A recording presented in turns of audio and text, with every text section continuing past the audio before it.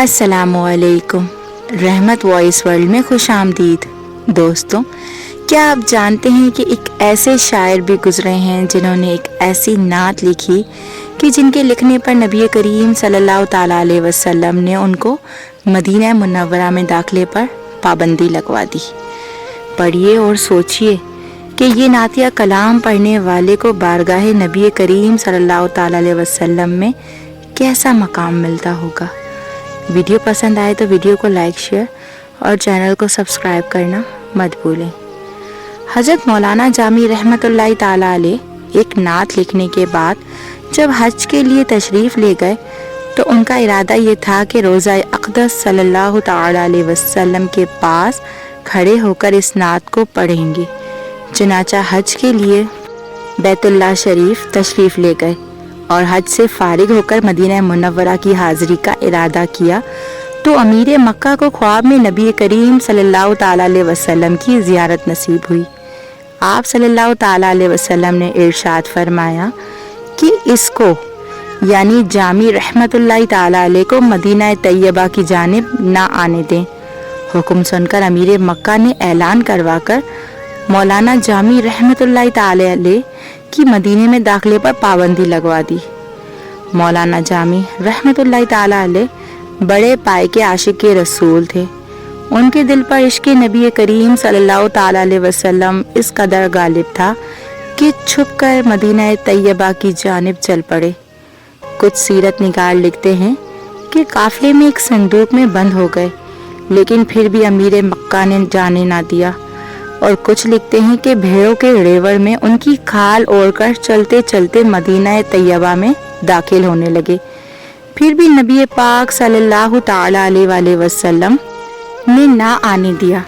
جب دوبارہ امیر مکہ کو نبی پاک صلی اللہ تعالیٰ علیہ وسلم کی زیارت ہوئی اور فرمایا کہ جامی رحمت اللہ علیہ کو میرے روزے کے قریب بالکل نہ آنے دینا، جب اس نے یہ حکم سنا تو اس نے اپنے آدمی دوڑائے جو مولانا جامی رحمت اللہ تعالیٰ علیہ کو مدینہ منورہ کے راستے سے پکڑ کر لے آئے، اور امیر مکہ نے مولانا جامی رحمت اللہ علیہ کو سختی سے جیل میں بند کر دیا۔ چنانچہ تیسری مرتبہ پھر امیر مکہ کو نبی کریم صلی اللہ تعالیٰ علیہ وآلہ وسلم کی زیارت نصیب ہوئی تو آپ صلی اللہ تعالیٰ علیہ وسلم نے فرمایا، جامی کوئی میرا مجرم نہیں، بلکہ ہم اس لیے اسے اپنے روزے پر آنے سے روک رہے ہیں کہ اس نے کچھ ایسے اشعار لکھے ہوئے ہیں جن کو وہ میری قبر انور پر کھڑے ہو کر پڑھنا چاہتا ہے۔ اگر یہ مدینہ طیبہ پہنچ گیا اور میری قبر انور پر حاضر ہو کر اس نے یہ اشعار پڑھ لیے تو مجھے قبر انور سے باہر نکل کر جامی سے مصافحہ کرنا پڑے گا، لہٰذا اسے ہر حال میں روکو۔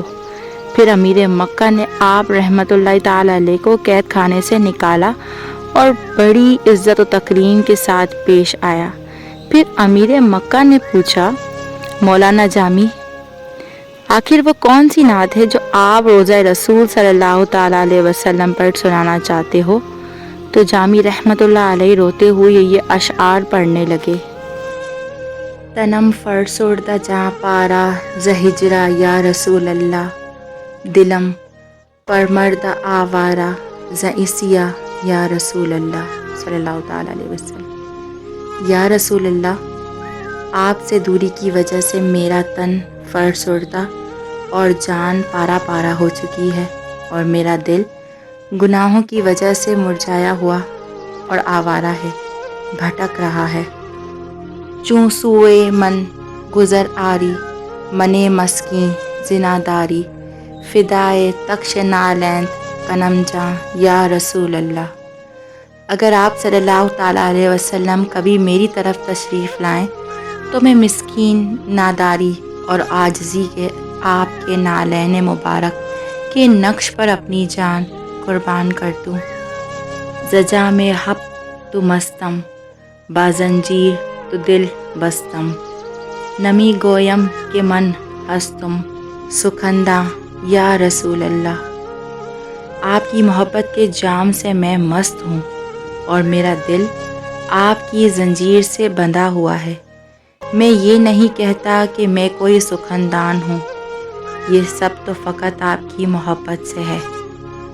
زکردہ خوش حیرانم، سیاہ شد روز اسیانم پشیمانم پشیمانم پشیما یا رسول اللہ۔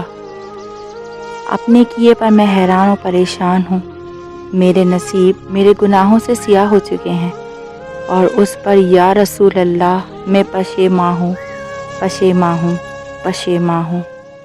و بازوئے شفاعت را کشائی بر گناہ گاراں، مکن محروم جامی را دراں یا رسول اللہ۔ یا رسول اللہ صلی اللہ تعالیٰ علیہ وسلم، جیسے کہ آپ کی شفاعت کے بازو گنہ گاروں کے لیے کھلے ہیں تو جامی کو اس شفاعت سے محروم نہ کیجیے۔ تو یہ تھے وہ نعتیہ اشعار جو مولانا جامی رحمۃ اللہ تعالیٰ علیہ نبی پاک صلی اللہ تعالیٰ علیہ وسلم کے روضے کے سامنے پڑھنا چاہتے تھے۔ دعا ہے کہ اللہ تعالیٰ ہمیں بھی عشق مصطفیٰ صلی اللہ تعالیٰ علیہ وسلم میں عبد الرحمن جامی رحمۃ اللہ تعالیٰ علیہ کی طرح سرشار فرمائے، آمین۔